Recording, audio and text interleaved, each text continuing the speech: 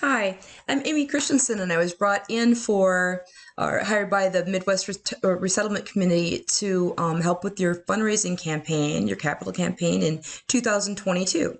I'm a marketing consultant, also a data analyst. And when we met in September, sorry, this is moving kind of slow, sorry. When we met in September, I heard very clearly that your goal is to raise $5 million in 2022. And what's so exciting is that you have a corporate match of 5 million, up to 5 million. And we really want that money to help with refugees and their needs, but also to expand the overseas client network. There's a great opportunity there. And I also know that our capital fundraising budget for marketing is $500,000, and we want to optimize that amount of money. I did hear some concerns or ideas in September that most of the money that in 2018, it seemed like the marketing dollars were wasted. Why aren't we using web data, that there's a lot of valuable information in there in web traffic? Also, the best return on investment seemed to be the Western region, and maybe we should just focus there. Maybe that's everything. What we do know is that 2018 was your highest year. That's where the highest amount was raised. Over about 2,100 donors, about $2.7 million raised in total, an average about $1,200, and marketing budget was the same as at $500,000. Our target for 2022 is 5 million, but with that extra 5 million, we're going to include that because that's the match, and a marketing budget of 500,000. So I think our go-get is $5.5 million so that we can recover the marketing investment as well. And that's about a 50% increase. That means we're going to have to double that donation. The highest was in 2018.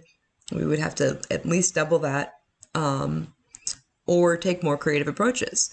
So what I had suggested in September was to just take a more analytic look at your data, to do some analysis on your data, to see what we can find. Sometimes getting a better idea of the data and doing some statistical work with it gives you a different vision of it, but also sparks new ideas.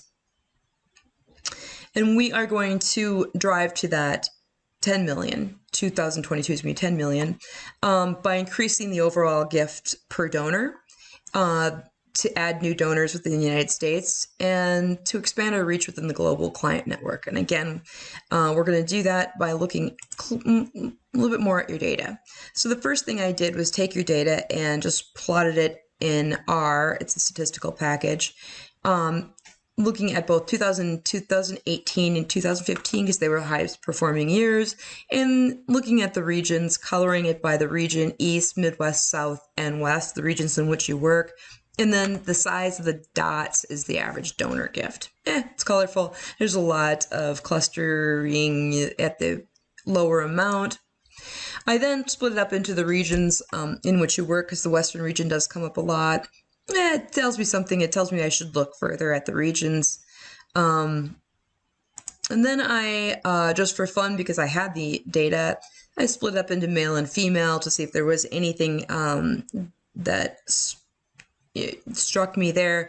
I do see that men seem to have a lower clustering at that lower dollar amount, and females have some bigger dots and amounts up at the upper quadrant, but it doesn't look like enough for me to separate it on gender. So what I then did a cluster analysis. A cluster analysis is, the best way to describe it is like if you went into a room full of Legos and someone said, organize this and then build something. You'd probably organize it by color or shape or theme. And that's really what a cluster analysis is. It just puts it into logical groups, and then, but you have to have a way to do it. So I did a K-mean cluster. So it's just clustering on the mean. What the K stands for, I think it's cluster, but I don't know. Maybe another language. I then put it into a product called Tableau, because you'll have a dashboard that you'll be working with as a user, and it's interactive, and you can work with the data, and you can certainly see the data and how it moves through it. So let's look through that. I'll tell you the story through Tableau, and then I'll show you the dashboard at the end. Sorry, moving kind of slow. So when I discovered the 3 clusters, I then plotted that on the United States. And I'll just show you some of the interactivity.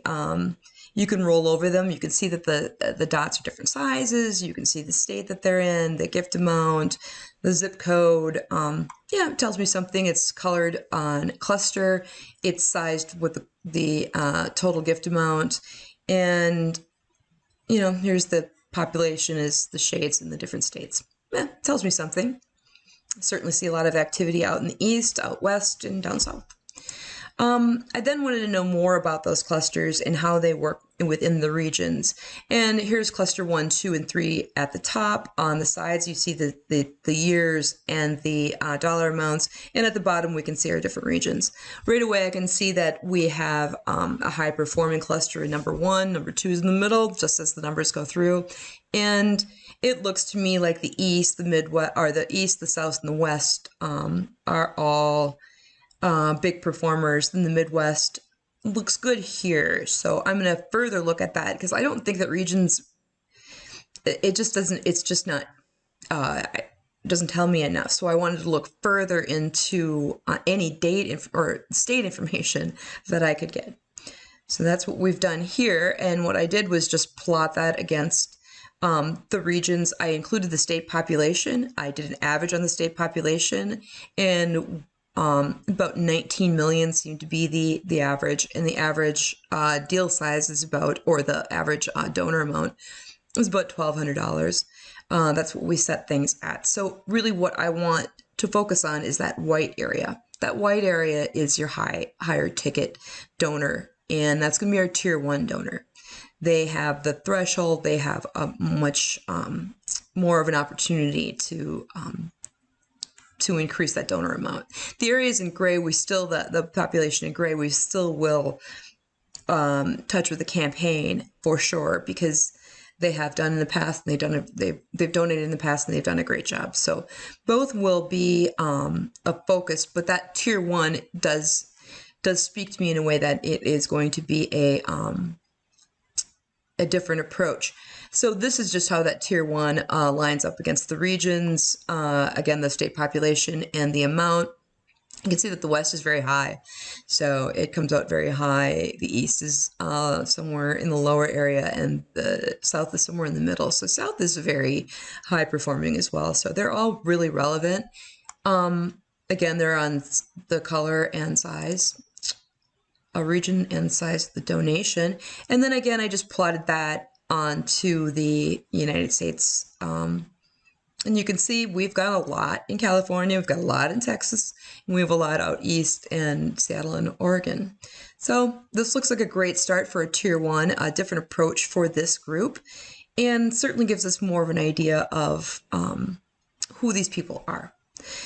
I still think that we're never going to make our number if this is all we do. If we just go after these and take a different approach with this group and the other donors, we're not going to get that 5 million. So I do think it's really valuable to look at the social networking, or just network traffic, web traffic. And I'm going to bring us back into PowerPoint. Sorry, moving around a little bit. Sorry. But I do want to show you all of this because I do think it's valuable. So networking analysis. So what I took was the company that each donor works for, and they also had a university that was affiliated to them. So I'm assuming they go to that university, or they have some kind of affiliation to that university. So what we did was a network analysis.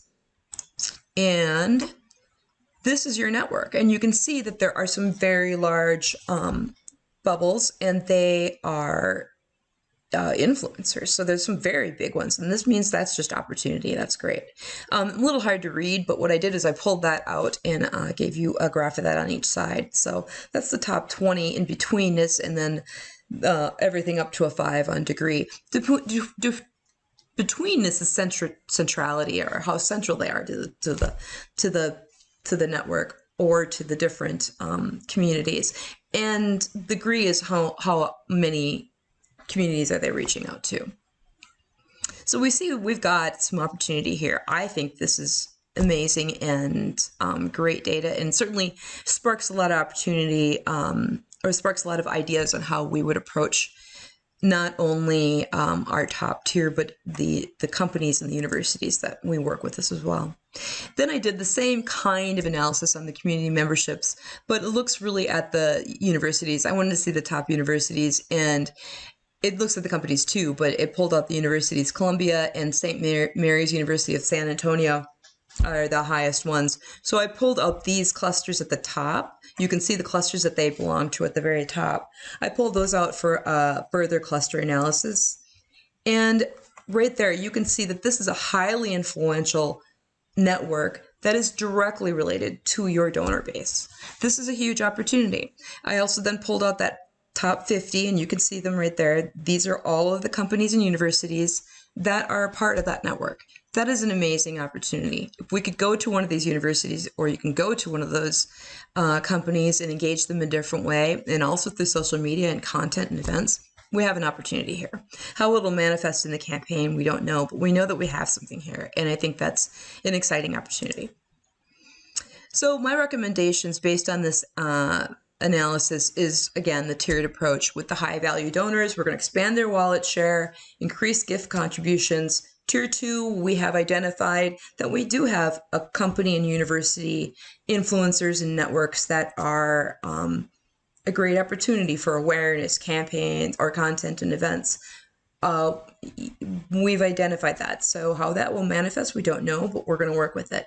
And then tier 3 is the remaining contacts and donors. Historical approach for campaigns and contents and events. Listen, you've raised a lot of money. There's no reason not to do the things that you've done in the past. And we can also weave them into the other tiers as we move along, and it seems really relevant. Let me just quickly show you your dashboard before we end. And sorry about all of the moving around, but it's important to see the dashboard. And you'll see how you can work with the data a little. Again, this is public. It's just a website, so you'll be able to go to the URL. And again, this is a very, it's a living dashboard, so we'll be changing it and working with it. But I do want to see that you have this available and we can make it really work. So we have everything that I've showed you today. The network or the cluster, the network analysis is down in here. That's on a separate dashboard, so you can see those. It's static information, however. These are all interactive. The rest are all interactive. And I encourage you to just go in there and look and play around with it. You can't break anything. All you can do is learn a little something. So again, I just want to say, thank you for the opportunity to work with you and your data and your clientele and your donors. And I've learned a lot. It was very fun to analyze the data. So I'm looking forward to the next phase of the project, and I think we are going to be wildly successful. So thank you very much and have a great weekend. Thanks.